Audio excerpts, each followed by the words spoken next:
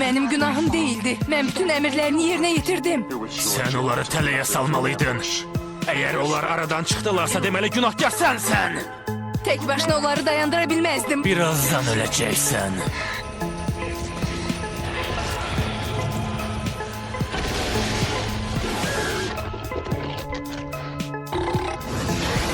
Mənim yeni məbədimin ətrafında müdafiə xətti təşkil eləməlisən. Özün dedin ki Raiden'den korkmak lazım değil. Amma məndən qorxmaq lazımdır. Əgər öhdəsindən gəlməsən, cəsədini soxulcanlara yem eləyəcəm.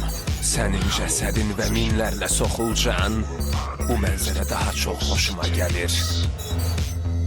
Sənin uğursuzluğun mənim şansım olacaq.